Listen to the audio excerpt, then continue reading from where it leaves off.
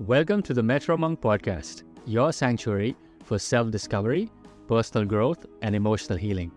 I'm your host, Parag Lokande, a shadow coach, spiritual mentor, seeker, poet, and a student of life. This podcast is a heartfelt journey into understanding and embracing your true self.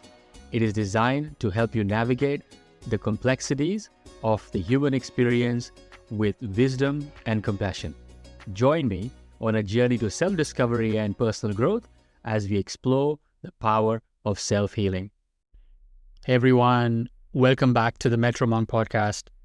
I'm your host Parag, and today we're stepping into the final part of the I Breathe framework. Today we're talking about E for expanding your emotional capacity. Also, just wanted to mention that this is not something you can do, but it's rather a side effect of doing this work over an extended period of time. This is where everything you've been doing, the intention, the breath, the release, the engagement with your unconscious, the trust, the holding space, all of that begins to show itself deeper fruits. And over time, as you stay with the practice, something powerful happens. Your emotional resilience begins to build. You find yourself able to hold more, not just intensity of pain, but also the depth of joy, presence, and your truth. What once overwhelmed you starts to feel more manageable, rather easy, effortless, and your system begins to trust that it can survive emotional waves without shutting down. Before we dive deeper into today's episode, I want to pause and bring to light something very essential. I wanted to talk about the concept of co-regulation. You see, as human beings, we are wired for connection. I can't believe I'm saying this because not too long ago, I believed my capacity to feel no emotions at all was a superpower. I would rather be avoidant than to allow my real gift, which was really to feel everything deeply. Our nervous systems don't just operate in isolations. They respond and attune to one another. This means that as you expand your emotional capacity, you're not just helping yourself, you're becoming a regulating force in the lives of those around you. Your calm literally becomes a refuge. Your groundedness begins to offer safety to everyone around you. When you can sit with your own emotions without running, avoiding, or numbing, you're also silently giving permission for others around you to do the same.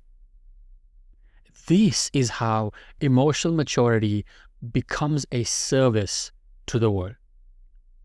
You become the kind of presence that soothes and strengthens the collective field around you simply by being regulated in yourself. And when you think about it, this is one of the most powerful gifts you can offer. Not advice, not solutions, but simply your regulated presence.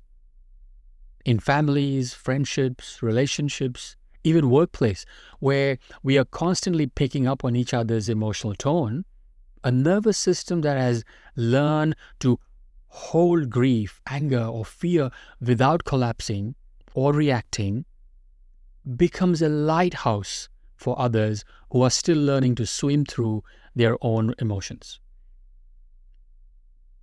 And the beauty is, you don't have to do anything special. Just your ability to stay present with yourself. That alone becomes an act of compassion. this is especially meaningful in a world where so many people have never been met with that kind of steadiness. So when you build your emotional capacity, you're not just healing yourself. You're becoming the safe space you may have never had for others to finally exhale and surrender.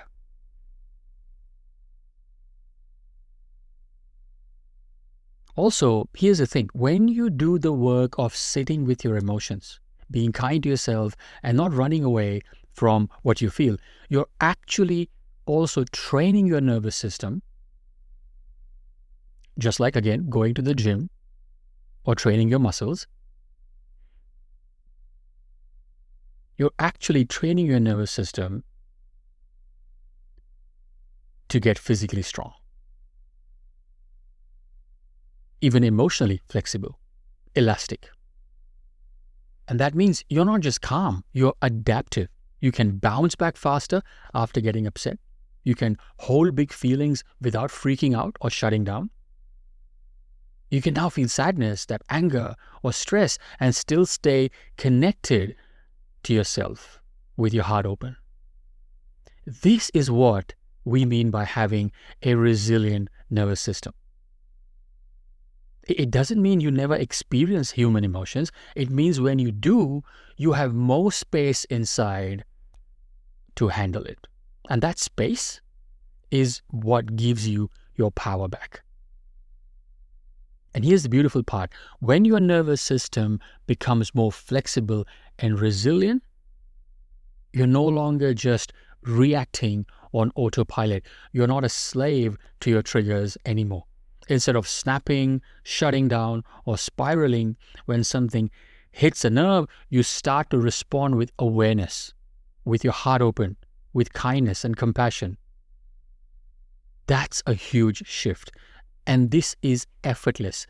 You don't have to positive affirmation yourself into it. You don't have to trick yourself into being compassionate. It is such an effortless state of being that you will naturally see this huge shift in you. You will learn to catch yourself mid-patterns. You will learn to naturally pause. You will naturally breathe. You choose you.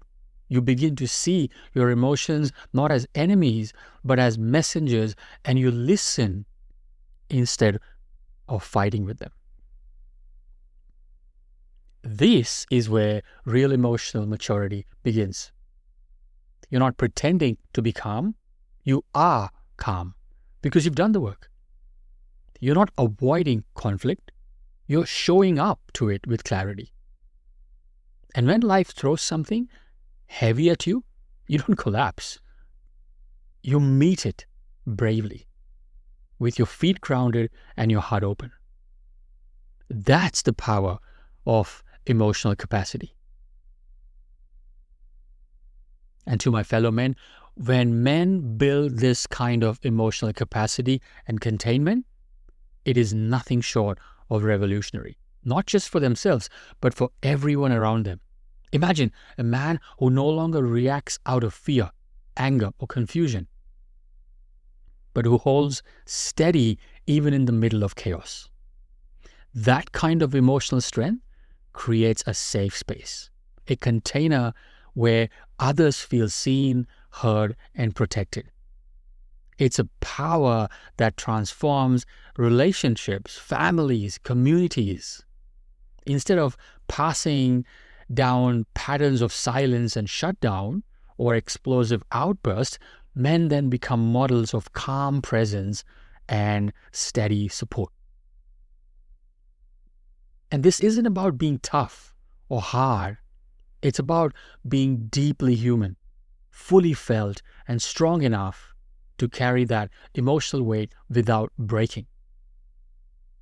When men tap into this, they change not only their world by simply being that solid ground, but they also change the world for everyone around them, where others can lean on. And I believe this is how true leadership and healing begins.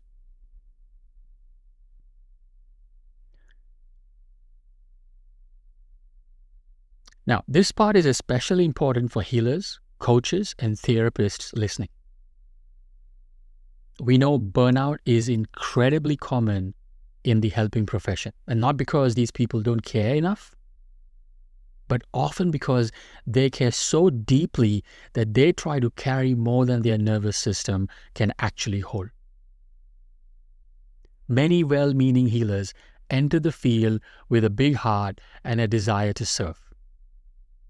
But without first doing the deep, ongoing emotional regulation work for themselves, their own nervous system may still be holding unprocessed stress, trauma, and patterns. So when they begin holding space for others, they unknowingly hit their own inner limits. And here's the truth. You can't take a client deeper than you've gone yourself. You can't hold space for someone else's storm if you haven't learned to sit with your own. And this is a well-known truth in trauma-informed and depth-oriented healing work. If a healer hasn't processed their own emotional material, they will unconsciously flinch, rescue, intellectualize, or dissociate when their clients approach similar emotional territory.